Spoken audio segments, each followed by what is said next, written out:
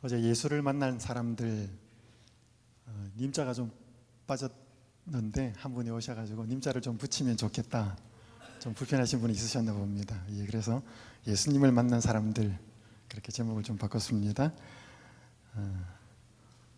오늘 두 번째 시간으로 네 가족에게 알리라, 마가복음 5장에 있는 말씀으로 하나님의 말씀을 대언하도록 하겠습니다.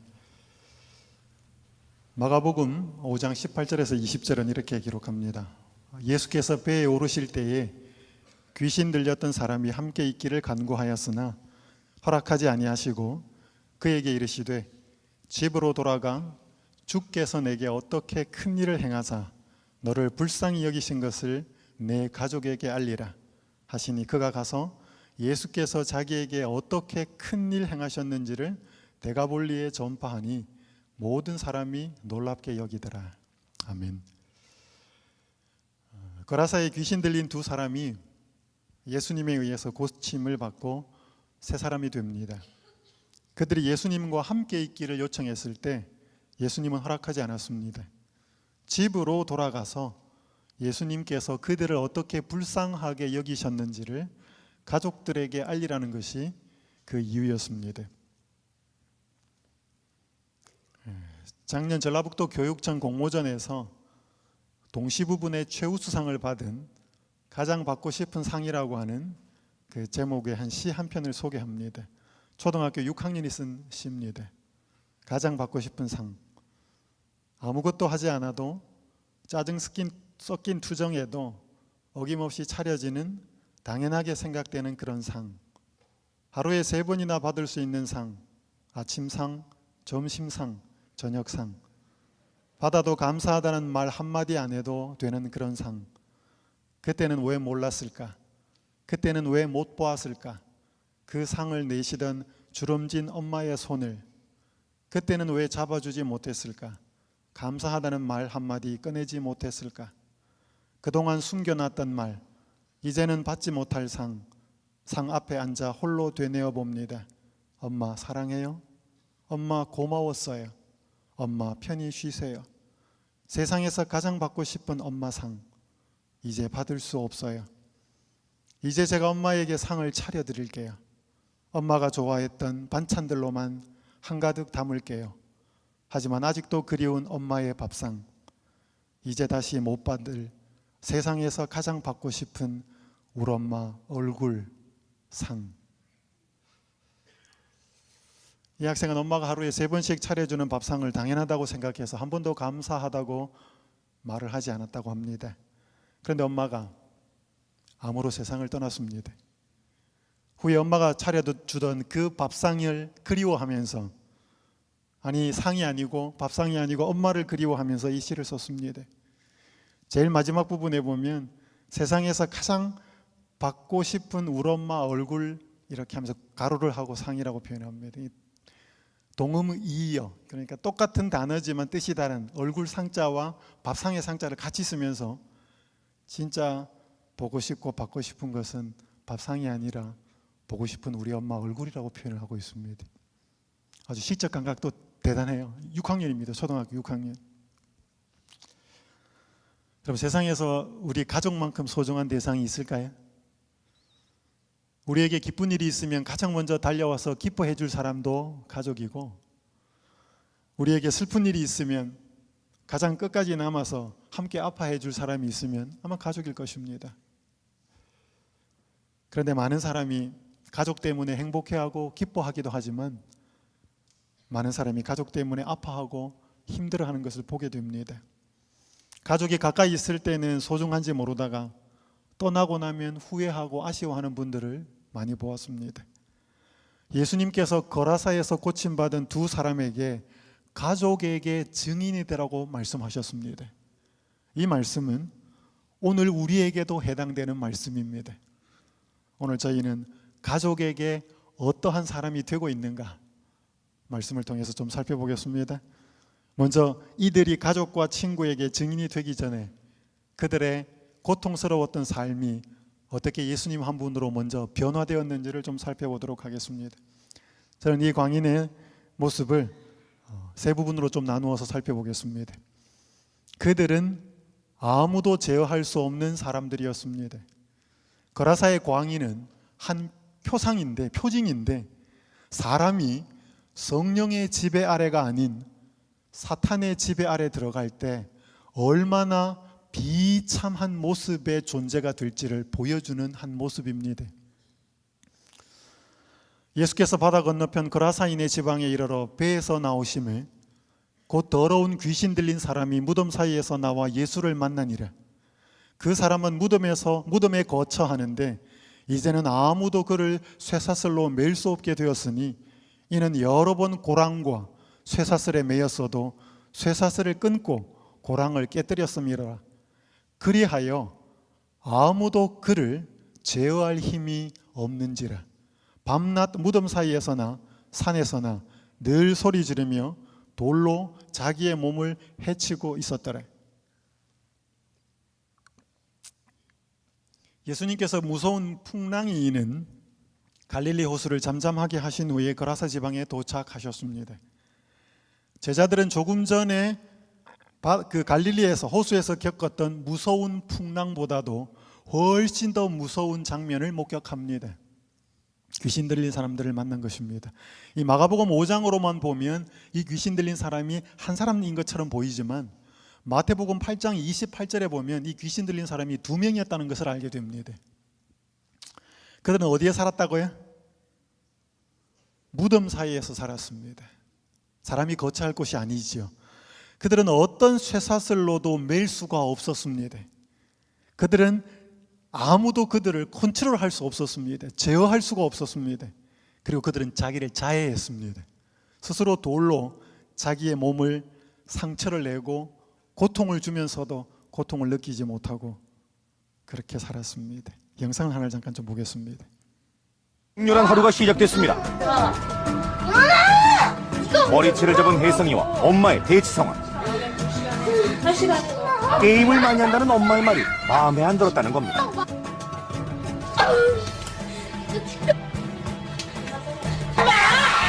서슬퍼런 아이의 반항. 듣기만 해도 가슴 떨리는 욕설로 이어집니다. 나 보겠어. 넌 내 노예야. 네가 내 엄마야. 노예야. 한 번 폭발하면 눈에 뵈는 게 없습니다. 오늘도 끓어오르는 분노를 마음껏 표출하는 녀석. 아 뭐야? 서슴지 않고 이어지는 고약한 행동들. 벌써 30분이 넘었는데 지치지도 않는 걸까요? 아래층 할아버지가 몸으로 맞고서도 불타는 전투력은 식을 줄 모릅니다.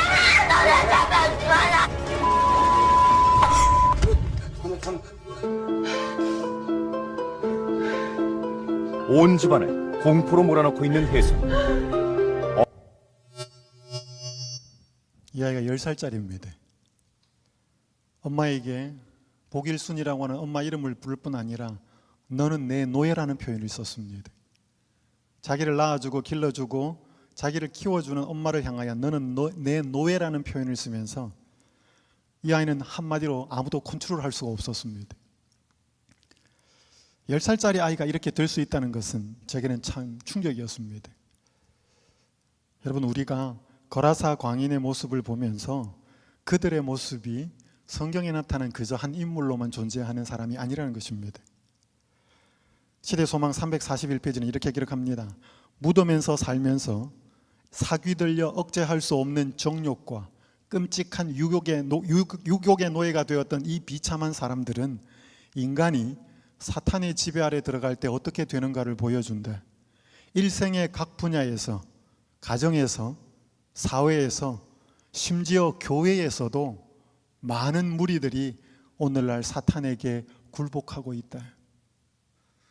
거라사 두 광인의 모습은 그 시대의 특정한 사람으로 끝나지 않은 인물입니다.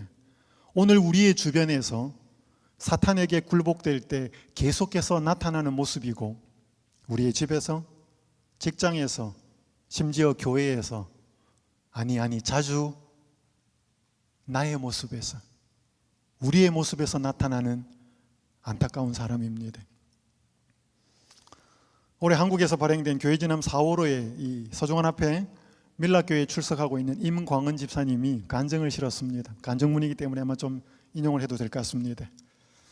학생들이 컴퓨터에 빠져드는 것을 이해하기 위해 컴퓨터 게임을 접하다가 되레 저 자신이 멀티미디어에 중독되고 말았습니다. 12년간 씨름했으나 결국 가족까지 위협하는 사이코패스가 되었고 제 인생을 끝내버릴 생각까지 했습니다. 제가 이분 영상을 몇 편을 봤습니다. 간증하는 집회 영상을. 이분이 삼육학교 교사 출신이었습니다. 기숙사에 있는데 아이들을 이렇게 기숙사에 아이들도 보고 하는데 기숙사에 사는 학생들이 밤에 조모가 끝나면 학교 밖에 있는 PC방으로 나가서 밤새도록 게임을 하고 들어와서 수업 시간에 조는 것입니다. 보다 못해 이 아이들 도대체 왜 이렇게 컴퓨터 게임을 하게 될까? 내가 한번 알아봐야 되겠대. 그래서 이 선생님이 컴퓨터 게임을 하기 시작합니다. 그러면서 자기가 빠지게 됩니다. 중독이 됩니다. 12년간을 씨름했으나 사이코패스가 되었다고. 도저히 벗어나고 싶었지만 자기 스스로의 힘으로는 벗어날 수 없었노라고 고백했습니다. 이 집사님이 어느 정도까지 갔느냐 하면 간증을 들어보니까 가족들이 죽어버렸으면 좋겠다는 간증을 했습니다. 그때. 왜냐하면 이 게임을 하고 있으니까 말리잖아요. 주변에서 못하게 하니 그게 간섭이 싫으니까 내 주변에서 이런 간섭을 하는 사람이 아무도 없어져 버렸으면 좋겠다고 거기까지 갔다고 본인이 이야기를 했습니다. 오늘날 세상에는 예수님을 믿는다라고 말하지만 사탄에 의해서 굴복되어서 아무도 그 사람을 제어할 수 없는 사람들이 많이 있습니다. 집에도 있고 직장에도 있고 교회에도 있고. 여기 고든 맥도날드 목사가 쓴 하나님이 축복하시는 삶이라는 책에 보면 이렇게 기록합니다. 우리는 모두 타인과는 구별되는 독특한 포로 상태에 있다.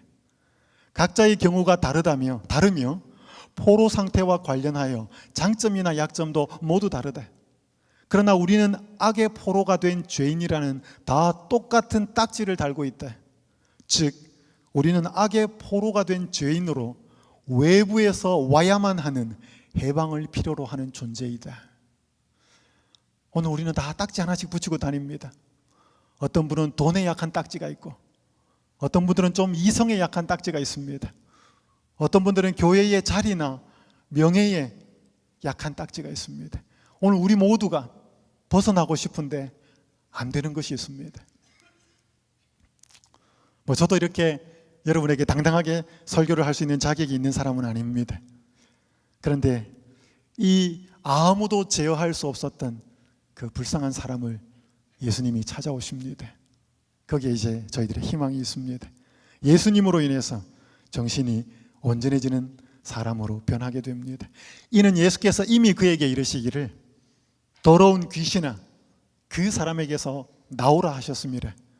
자기를 그 지방에서 내보내지 마시기를 간구하더니 마침 거기 돼지의 큰 떼가 산 곁에서 먹고 있는지라 이에 간구하여 이르되 우리를 돼지에게로 보내어 들어가게 하소서 하니 허락하신대.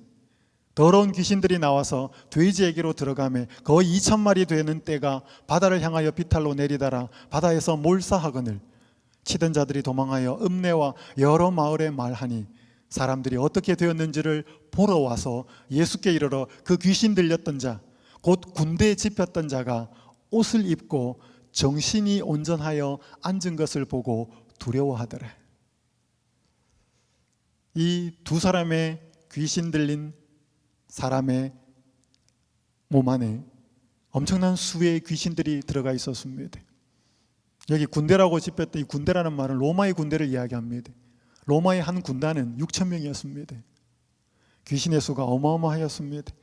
그 귀신들이 돼지떼에 들어가 돼지들이 몰사한 후에 귀신 들린 자들에게 놀라운 변화가 일어났습니다. 옷을 입고 있지 않았던 사람들이 옷을 입었습니다.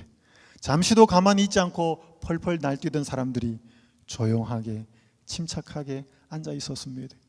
사람들을 향하여 광기 어린 눈으로 쏘아붙였던 그 사람들이 온화하고 따뜻한 눈빛으로 앉아 있었습니다. 시대의 소망에 읽어보면 이들이 예수님을 찬양했다라고 기록하고 있습니다.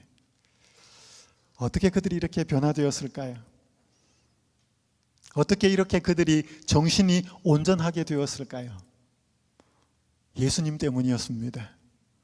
예수님을 만났기 때문에, 예수님이 그들을 향하여 입술로 말씀을 발하셨기 때문에, 그 말씀이 이 광인들의 내면과 생각 속에 들어갔기 때문에 귀신들은 나올 수밖에 없었습니다.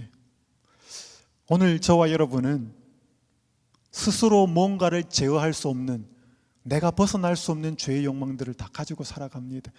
성령의 충만한 지배를 받지 않는 한 우리 속에서는 계속 그 본성들이 올라와서 그것들이 우리를 고통스럽게 하고, 그것들이 우리의 지배의 가장 큰 문제의 주된 원인이고, 그것이 우리 교회의 가장 큰 문제의 원인인 것을 여러분도 알고 저도 압니다. 그런데 우리는 어떻게 벗어날 수 없는, 아무도 그것을 컨트롤할 수 없는 그런 모습 속에 우리는 자주 살아갑니다. 임광원 집사님 이야기를 계속합니다.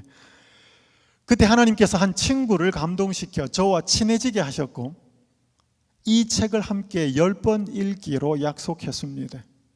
성령께서는 한 문장 한 문장 읽을 때마다 세상 끝날까지 항상 함께 있으리라고 약속하신 예수님과 대화하게 하셨고, 저는 예전과 전혀 다른 문장에 밑줄을 긋기 시작했습니다. 한 챕터에 보통 5시간에서 7시간이 걸렸고, 그동안 오해했던 부분, 하나님의 품성을 바로 알게 되었습니다. 세 번째 읽을 때는 글자 속에 예수 그리스도가 아니라 나의 죄를 대신 지고 가시는 어린 양 대신 예수 그리스도를 깊이 경험하며 다시 태어나는 느낌이었습니다.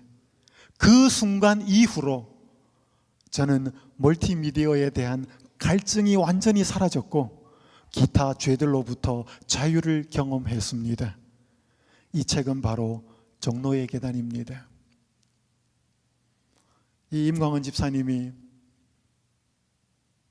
내 인생을 끝내버릴까 라고 하는 거기까지 생각을 하면서 벗어날 수 없을 때, 하나님은 여전히 그를 불쌍히 여기셨습니다. 그래서 그의 옆에 한 친구를 두셨습니다. 한 친구를 보내셨습니다. 하나님을 알고 그분의 사랑을 먼저 경험한 친구를 보내셨습니다. 그 친구가 제안하기를, 종로의 계단 책을 들고 와서 이 게임 하지 마라, 이거 끊어라, 너 어떻게 그렇게 살 수 있느냐, 그렇게 말하지 않고 너하고 나하고 같이 이 책 10번만 읽어보자. 10번만 읽어보자. 우리 임광은 집사님도 해볼 거 다 해봤으니까 안 되니까 지푸라기라도 잡는 심정으로 이 책을 함께 읽기 시작했습니다. 본인의 간증으로 하면 2번을 읽을 때까지는 도대체 글자가 이 머릿속에 안 들어오더라는 것입니다. 까만 건 글자인데 읽어도 이게 도대체 무슨 내용인지 이해가 안 되더라는 것입니다. 자기의 이 뇌가 게임에 너무 노출이 되어 있기 때문에 이걸 봐도 이해가 안 되더라는 것입니다. 그럼 요즘 너무 이 영상 세대들이 컴퓨터나 스마트폰이나 여기에 익숙해 있는 사람은 책을 주면 책이 잘 안 들어와요. 성경책을 읽어도 성경책이 너무너무 이해가 어렵습니다. 그 대신 드라마나 영화 같은 것을 보면 훨씬 더 이해가 빠른 것이지요. 세 번째 읽게 되었을 때, 그때는 더 이상 글자가 아니라 예수 그리스도가 보이기 시작했고, 자기의 죄를 대신 지고 가시는 어린 양 대신 예수 그리스도가 깊이 깨달아졌다라고 고백했습니다. 그 순간 자기가 그토록 벗어나고 싶었던 해결되지 않는 문제에서 벗어나게 되었다고요.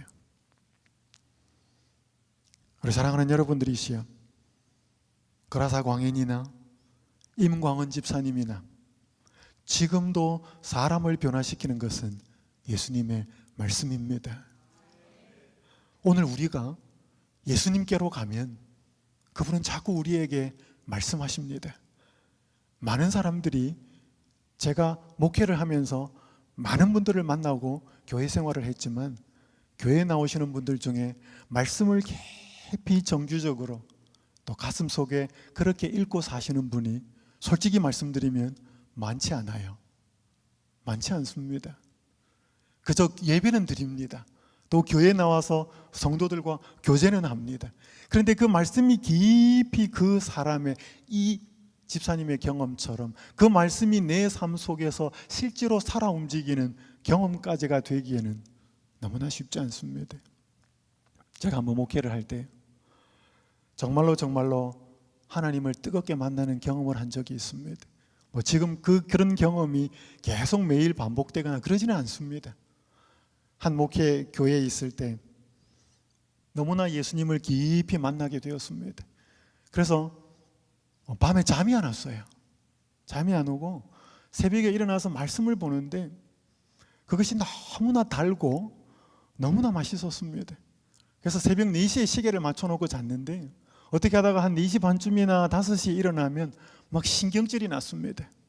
조금 더 일찍 일어나서 조금 더 그 말씀을 많이 봤으면 더 행복했을 텐데, 그렇게 말씀을 보고 이제 수첩을 호주머니에 하나 넣고 볼펜을 하나 넣고 집 뒤에 있는 사택 뒤에 있는 산에 등산을 갔습니다.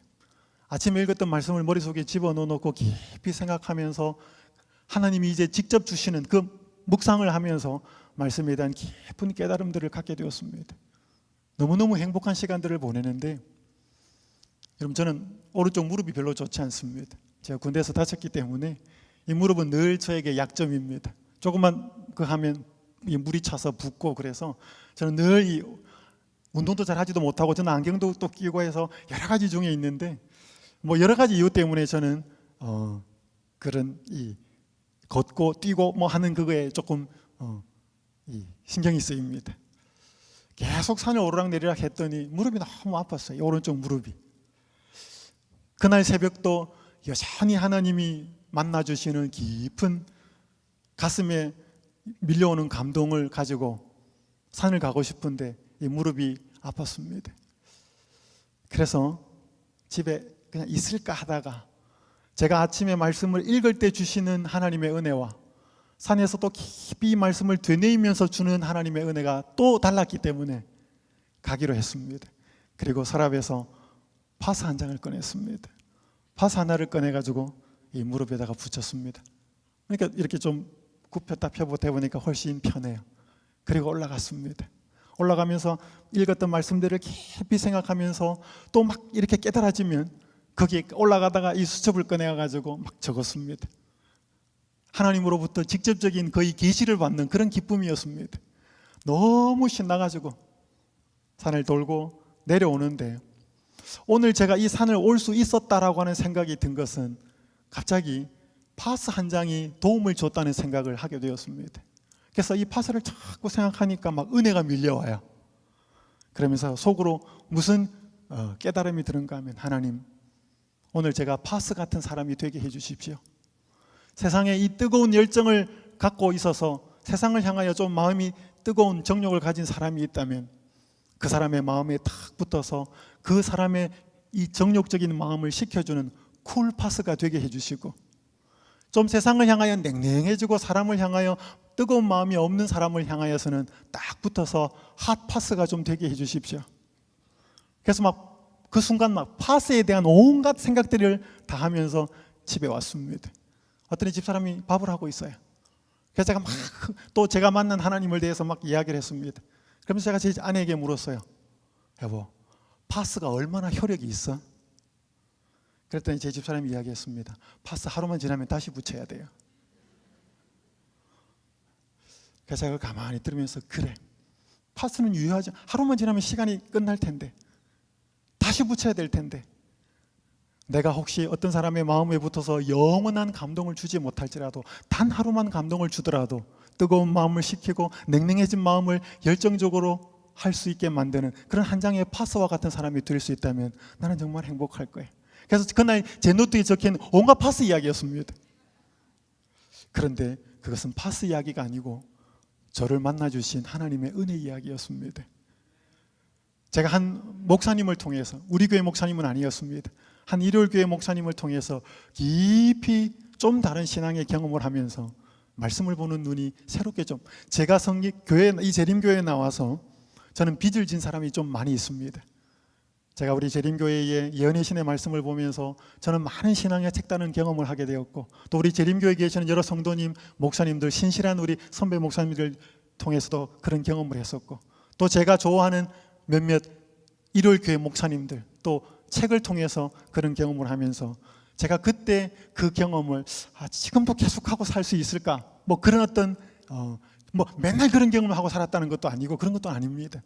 하지만 저에게 지금도 잊을 수 없게 다가오는 것은 말씀을 펼 때마다 내 죄가 보였고, 말씀을 펼 때마다 하나님이 보였고, 말씀을 펼 때마다 내가 어떻게 살아야 하는지를 보게 하셨던 그때의 모습을 지금도 계속 그렇게 닮아가고 싶은 마음은 여전합니다. 오늘 우리가 교회는 다니는데 왜 변화가 없을까? 저를 봐도 그렇고. 다시 한번 우리가 예수님의 말씀이 그 거라사 광인들을 향하여 더러운 귀신아 그 사람에게서 나가라고 하는, 물론 그들에게는 직접적인 귀로 듣는 말씀이었지만 오늘 우리는 귀로 듣는 말씀이 아니라 읽고 내면의 머리와 마음 속에서 들어오는 그 말씀의 그 강도와 또 양과 질이 여전히 계속해서 들어와야 한다는 것입니다. 그래야 우리 스스로가 벗어날 수 없는, 스스로 컨트롤할 수 없는 죄의 노예로부터 벗어날 수 있다는 것이지요. 여러분이 한 번쯤 들으셨을 것입니다. 한 번쯤 보셨을 분도 계실 겁니다. 제가 연수원에 있을 때 만난 우리 노태숙 성도, 20년 동안 무당으로 살다가 예수님을 만난 사람입니다. 아마 이 간증들이 사이트에도 올라있기 때문에 보셨을 것입니다. 제가 최근에 이분과 이렇게 대화를 하면서 이분의 간증문을 좀 보게 되었습니다. 좀 허락을 받고 인용을 합니다. 내 몸을 내 의지가 아니라 귀신이 주관하는 일이 무속인들만 그럴까요? 제가 보기에는 일반인들도 그 정도의 차이가 심하지 않을 뿐 이미 자기 몸이나 일상생활에서 다른 의지의 지배를 받고 있는 사람들이 많이 있습니다. 각종 죄된 악습에 빠진 사람, 도박이나 게임 중독, 약물, 술, 섹스 중독, 인터넷 중독, 심지어 가정 불화, 분노 조절 장애, 우울증, 누군가에 대한 증오, 이 모든 것도 다 사탄의 영이 우리를 지배하는 또 다른 형태의 강신술이라고 생각합니다. 사탄은 천재입니다. 그래서 과학과 이성이 발달한 지금의 현대에서는 옛날처럼 귀신이나 죽은 조상의 모습뿐 아니라 잘못된 습관, 부절제, 원망 이런 것들을 부추기고 서서히 자기 의지가 그런데 굴복하게 만듭니다. 현대의학으로 보면 정신과적 문제죠. 그러나 그 과정은 사탄의 강신술적 계략에 의해 진행되어진 것입니다. 몸은 병들고 괴로워 죽겠는데 자신도 끊어야 하는 것을 알면서도 마음대로 안 되는 것입니다. 육체적 질병뿐 아니라 우리의 정신적인 문제들, 각종 악습들도 치료받아야 할 질병입니다. 우리 빨간 글자 한번 같이 읽어볼까요? 제가 사탄에게서 해방되어 이렇게 자유를 누리듯이 각종 정신적인 문제들이나 악습들도 예수님을 통해 극복할 수 있고 노연할 수 있고 해방될 수 있습니다. 아멘. 이분이 무당 생활을 하면서 자기는 귀신에게 사로잡혔던 사람인데 오늘날 현대인들이 그렇게 무당처럼 귀신에 사로잡혀 사는 것은 아니지만 많은 경우에 사탄의 지배를 받고 산다는 것입니다. 스스로 벗어날 수 없는. 그러나 자기가 그 예수님을 만나서 해방되고 자유를 누린 것처럼 죄의 노예로부터 해방될 수 있다라고 하는 것, 우리의 희망입니다. 그죠? 이분만 특별한 분이 아니니까. 그래서 오늘 우리는 우리가 가지고 있는 어떤 해결할 수 없는 문제, 내 스스로가 해결할 수 없고 내 가족이 해결할 수 없고 수십 년 동안 가져온 그 문제가 있다면 우리는 그 문제를 예수님 앞에 가지고 나와야 합니다. 만약 그 문제가 해결되지 않으면 우리는 우리의 삶에 변화가 있을 수가 없습니다. 제가 한 번은 교회에 있을 때 이제 교회 차를 운전하는데, 주로 이제 한국은 큰 15인승 스타렉스 차입니다. 한 번에 차를 운전을 하는데 계속 이 악셀레이터를 밟아도 차가 나가지를 않아요. 이상하다 왜 이러지? 그러다가 어떻게 이렇게 밑을 한번 보는데 이 사이드 브레이크가 잡혀 있어요. 이 사이드 브레이크를 잡은 상태에서 계속 악셀레이터를 밟고 간 거죠. 그러니까 차가 어떻게 됐겠습니까? 속도로 나가지도 않고. 제가 그래서 다시 풀면서 그런 느낌이 들었습니다. 내가 신앙으로 뭔가 좀 더 나가고 싶고 하나님께 가까이 가고 싶은데 우리의 발목을 잡는 이런 것이 있겠다. 이걸 잡아놓으니까 아무리 밟아도 이게 상충되는 것이죠. 오늘 우리의 발목을 잡는 것은 다른 것이 아니고 죄입니다. 그래서 예수님은 우리에게 해결해주고자 하는 것은 죄의 문제지 우리가 이 땅에서 더 잘 살고 남들보다 더 뭔가 많이 가지고 높은 데 있게 하겠다. 그가 예수님이 약속하지 않으셨습니다. 오늘 우리들이 다시 한번 예수님이 우리에게 발목을 잡고 있는 그 죄의 문제를 해결해 주기 원하고 하실 수 있다는 사실을 깨닫고 그분 앞에 나와야 합니다. 함께 읽겠습니다. 악한 행습 시작. 악한 행습 곧 오랜 방종을 통하여 영육을 속박한 강력한 정욕이 무엇이든지 그리스도께서는 능히 거기에서 구출하실 수 있으며 또한 구출하기를 원하신다. 아멘. 그분은 그렇게 하기를 원하는데 나도 원하느냐는 것입니다. 우리는 때때로 원해요. 내가 이거 고쳤으면 좋겠다. 근데 우리는 때때로는 안 원해요. 왜냐하면 죄가 좋거든요. 죄가 주는 쾌락이 있고 죄가 주는 이익이 있기 때문에 우리는 때때로 그 죄의 비참함을 발견하면 벗어나야 되겠다. 내가 도저히 이래서는 안 되겠다 하지만 또 다시 돌아가는 것은 그 죄가 우리를 행복하게 하고 일부분 어떤 면으로서 우리를 즐겁게 하고 우리를 자존심 세워주고 하기 때문에 우리는 그 죄에서 벗어나고 싶은 마음이 없는 것입니다. 아무도 제어할 수 없었던 그 두 사람이 예수님을 만나고 말씀이 그의 삶 속에 들어갔을 때 정신이 온전해졌다라고 기록합니다. 이제는 그가 예수님을 증거하는 증인이 됩니다. 이에 귀신 들렸던 자가 당한 것과 돼지의 일을 본 자들이 그들에게 알림해 그들이 예수께 그 지방에서 떠나시기를 간구하더라. 예수께서 배에 오르실 때에 귀신 들렸던 사람이 함께 있기를 간구하였으나 허락하지 아니하시고 그들에게 이르시되 집으로 돌아가 주께서 내게 어떻게 큰 일을 행하사 너를 불쌍히 여기신 것을 내 가족에게 알리라 하시니 그가 가서 예수께서 자기에게 어떻게 큰 일 행하셨는지를 데가볼리에 전파하니 모든 사람이 놀랍게 여기더라. 여러분, 이 본문에 간구하다는 단어가 두 번 나옵니다. 헬라어 원어에도 똑같은 단어예요. 그런데 정반대의 간구였습니다. 한 간구는 예수님이 그 지방에서 떠나시기를 간구했고, 고침받은 두 사람은 예수와 함께 있기를 간구했습니다. 돼지떼의 주인들과 그 동네의 사람들이 간구한 것은 예수님을 떠나보내는 것이었습니다. 왜?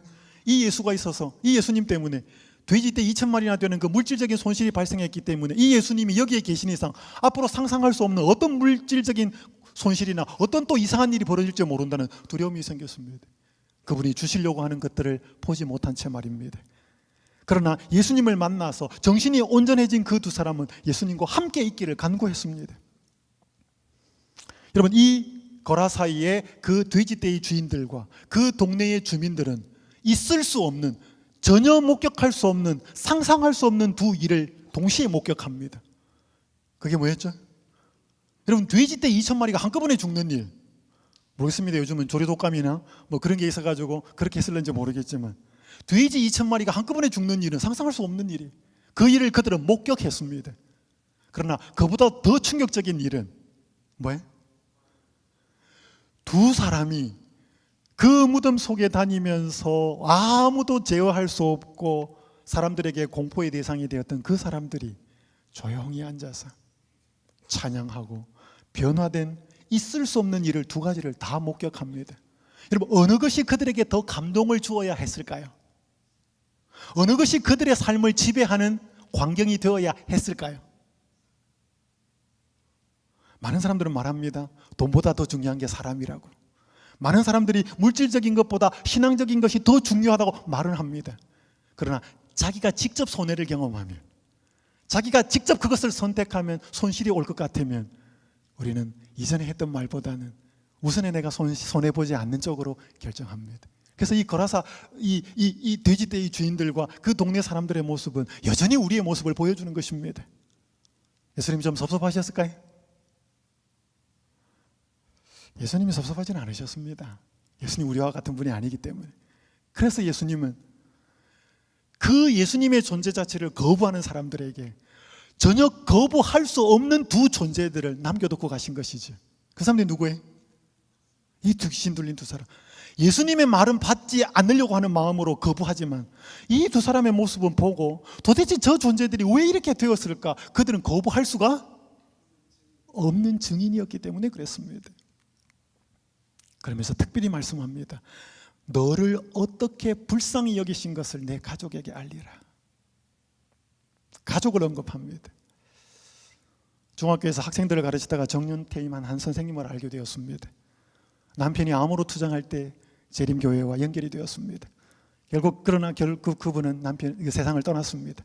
하지만 교회가 열심히 이 장례식도 돕고 해서 교회와 연결은 계속되었습니다. 그러던 중에 교회에서 좀 마음 상하는 일을 겪었어요. 그래서 교회를 나오지 않았습니다. 이분이 재림연수원을 오셨습니다. 그래서 연수원에서 만나서 이렇게 좀 대화를 나누게 되었습니다. 친해졌어요.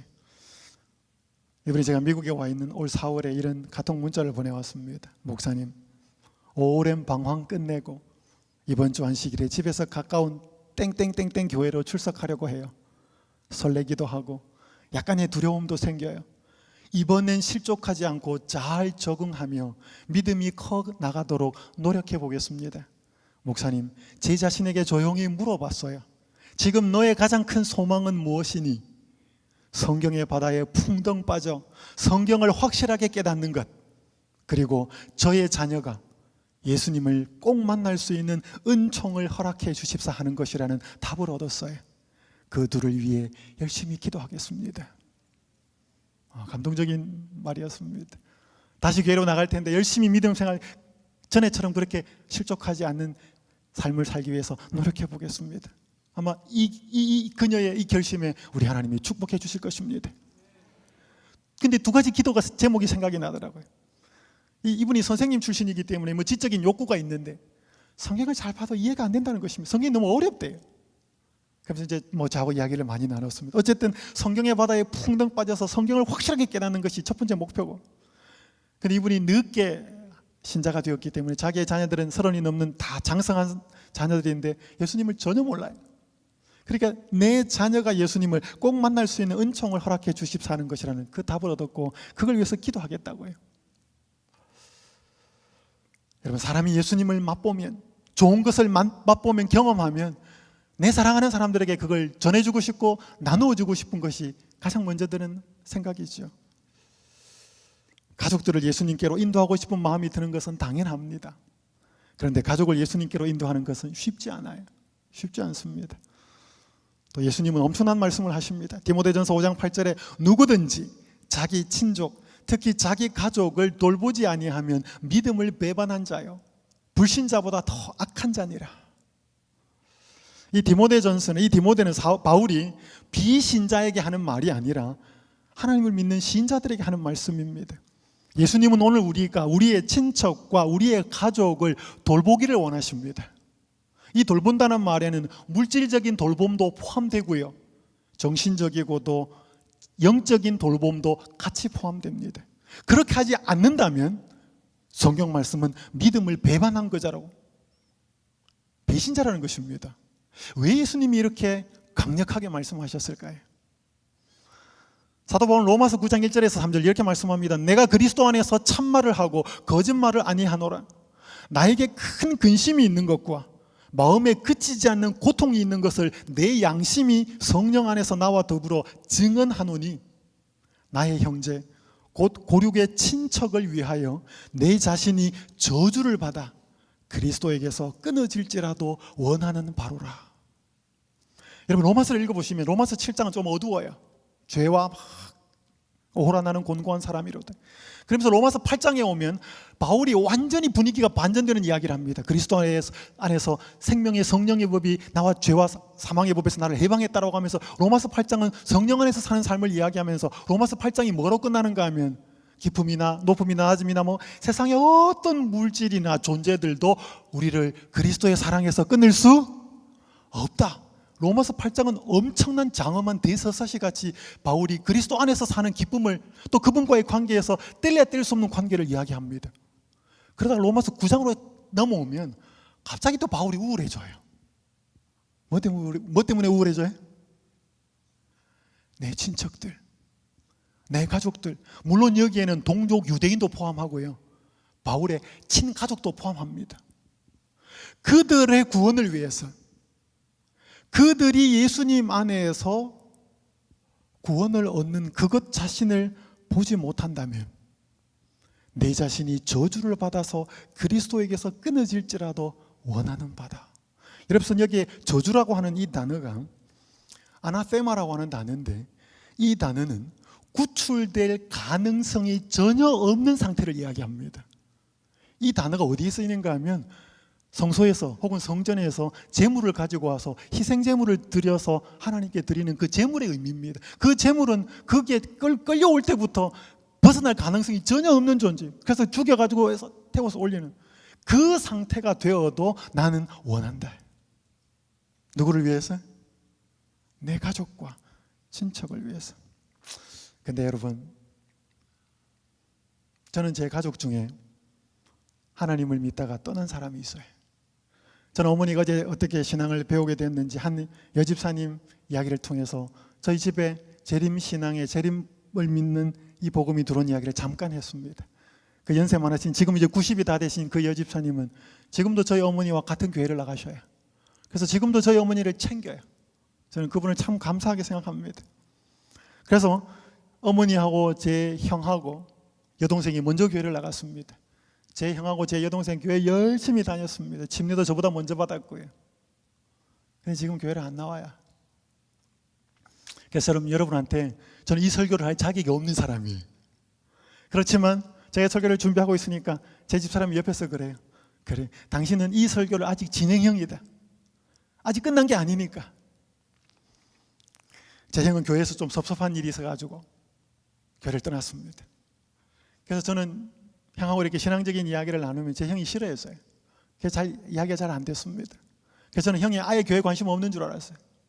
근데 제가 작년에 서부야행에 PUC를 갔다가 설교를 여러 번 했습니다.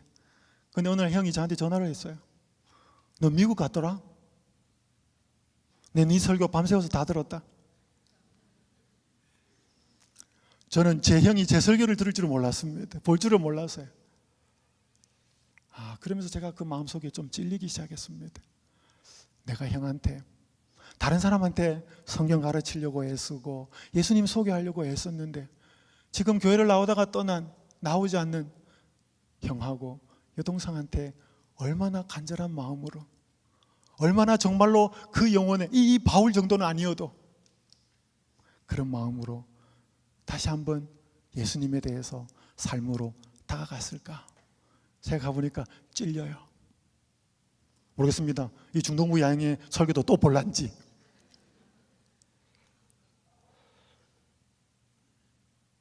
작년에 제가 서부 야행 갔다가 우리 그 강사분 중에 한 명이 했던 최희천 교수님이 감동적인 이야기를 해서 그걸 좀 말씀을 좀 드리겠습니다. 아마 들어본 분도 있을 거예요.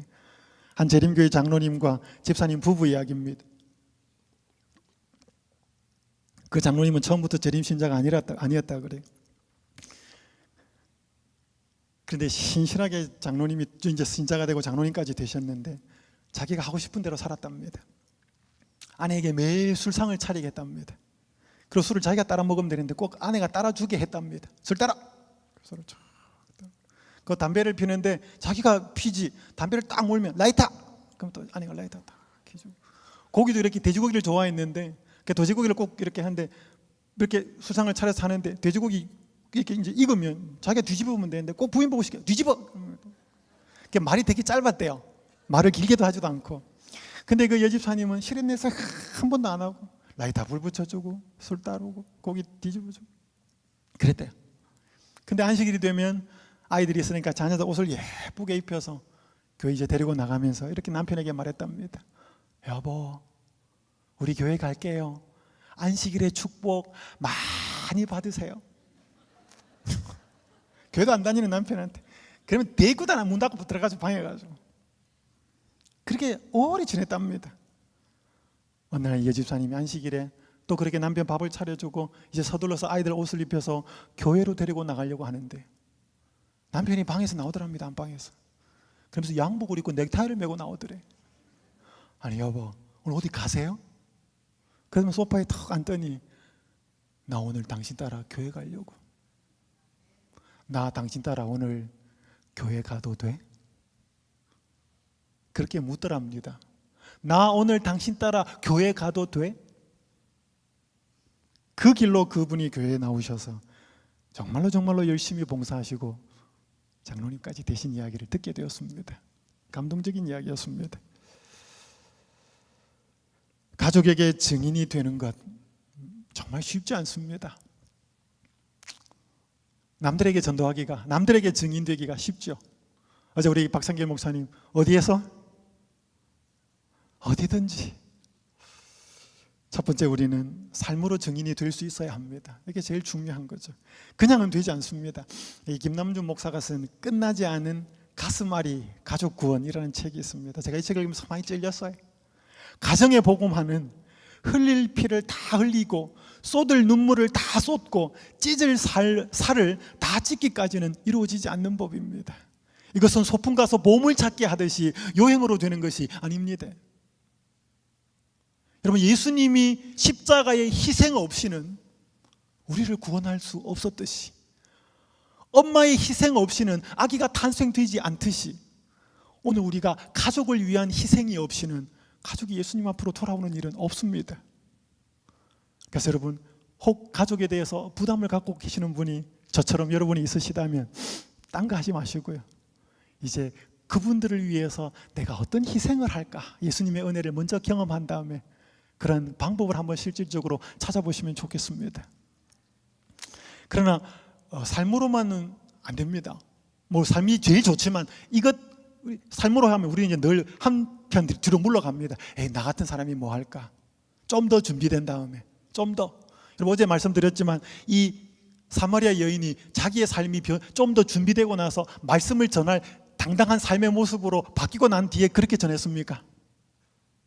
여전히 이 동네 사람들은 기억하는 저 여자는 이상한 여자였습니다.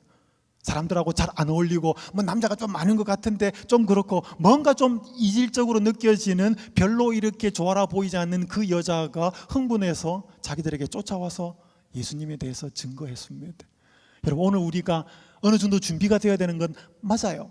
준비는 필요합니다. 근데 그 준비가 안 되면 안 되겠다라고 하는 그 생각은 잘못된 것입니다. 그 시간 지나봐야 여러분 언제까지 준비가 되겠습니까?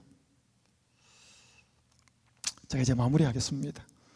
끝으로요, 우리 가족들에게 죄책감을 가지고 계시고 많은 부담을 가지고 계신 분들에게 이 말씀을 드리고 제가 마무리를 하겠습니다.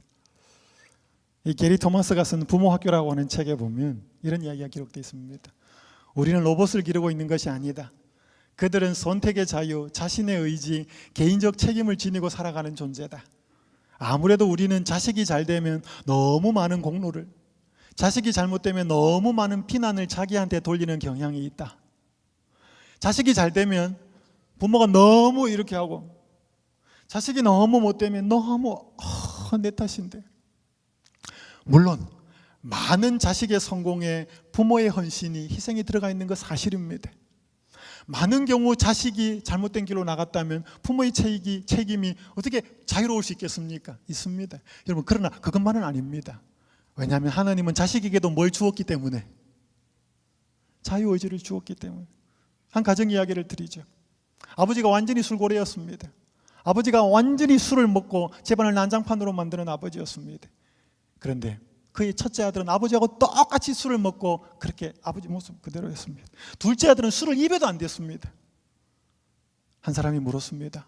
큰아들한테, 당신은 어떻게 이렇게 삽니까? 그의 입에서 나온 대답은, 제가 이럴 수밖에 없지 않습니까? 그게 큰아들의 대답이었습니다. 둘째 아들한테 가서 물었습니다. 당신은 어떻게 이런 집안에서 자라면서 술을 한 방울 입에 안 댑니까? 그 둘째 아들에서 나온 대답도 이랬습니다. 제가 이럴 수밖에 없지 않습니까? 여러분, 큰아들과 둘째 아들의 대답이 똑같았습니다. 제가 이럴 수밖에 없지 않습니까? 아버지가 술을 그렇게 먹고 영향을 준 건 사실이에요? 사실이. 그런데 큰아들과 둘째 아들이 어떻게 전혀 다른 선택을 했습니까? 그 아들 스스로의 자유의지도 하나님은 주셨다는 것입니다. 그럼 그렇기 때문에 부모의 잘못으로 자식이 잘못되었을 수도 있어, 영향을 주었을 수 있습니다. 부인할 수는 없습니다. 그러나 그것만이 내 자식을 이렇게 만들었다, 그건 아니라는 것입니다. 왜? 자식도 본인도 뭐 영향을 주었지만 자기도 그 상황 속에서 내가 어떤 선택을 해야 될까, 이걸 하나님이 주었기 때문에.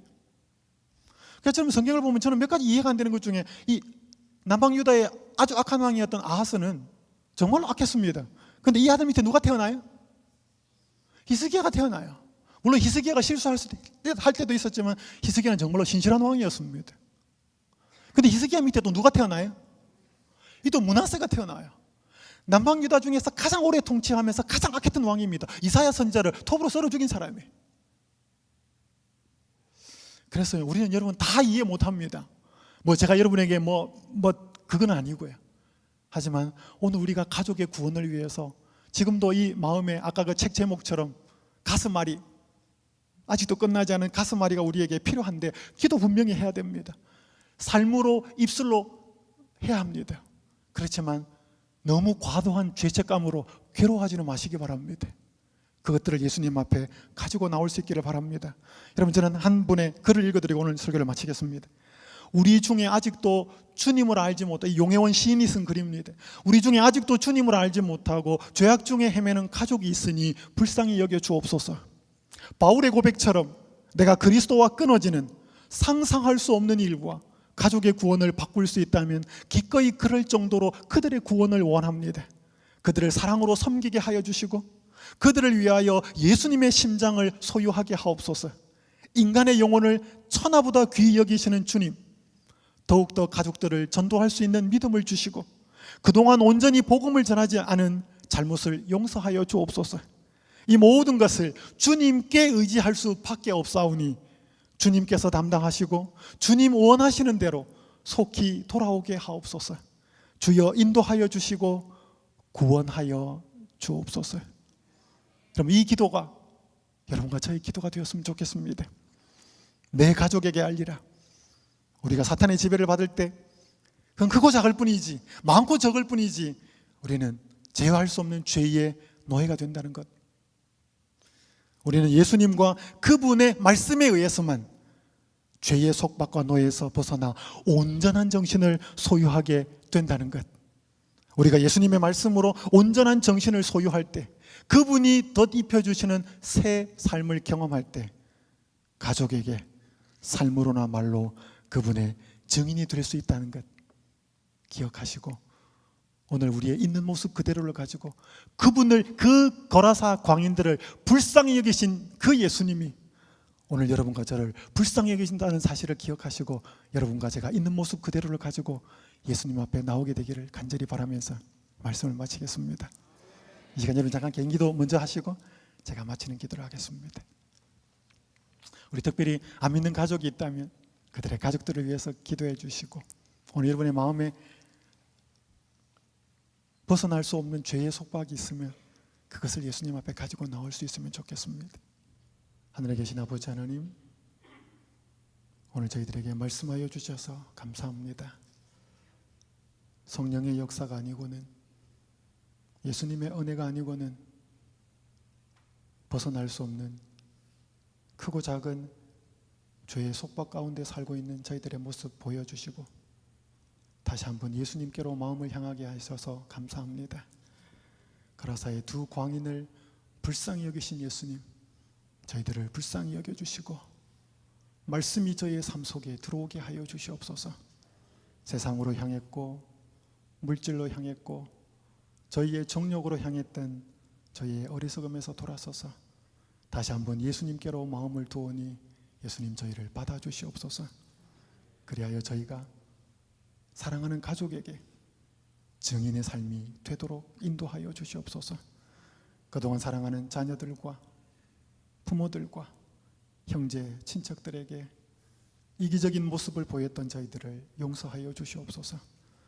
다시 한번 바울의 심령, 예수님의 심령으로 돌아가 오늘 그들이 저희들의 삶과 입술의 증거를 통하여 예수님을 발견하고 예수님께로 돌아올 수 있도록 인도하여 주시옵소서. 혹 이 자리에 기도드리는 우리의 성도님들 중에 자녀들로 인해 고통하고 가족들로 인해 가슴 아파하는 우리의 성도들 있습니다.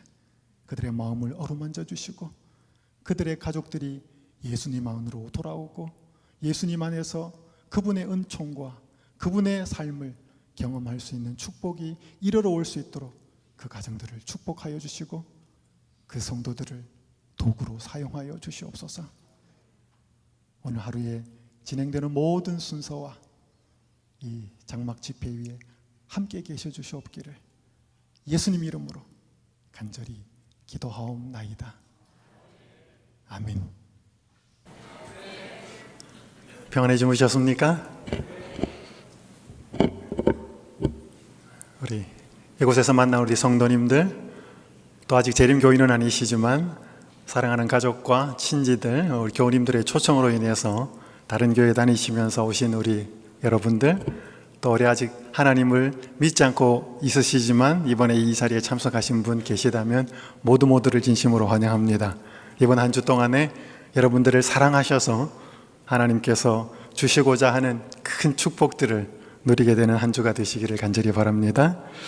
저는 이번 한 주 동안 새벽 시간에 예수를 만난 사람들이라는 제목으로 평범했고 또 죄 가운데 있었고 그랬지만 그들이 어떻게 아름답게 변화되었고 증인의 삶으로 살게 되었는지를 살펴보도록 하겠습니다. 먼저 시작하면서 바로 영상을 하나를 좀 보도록 하겠습니다.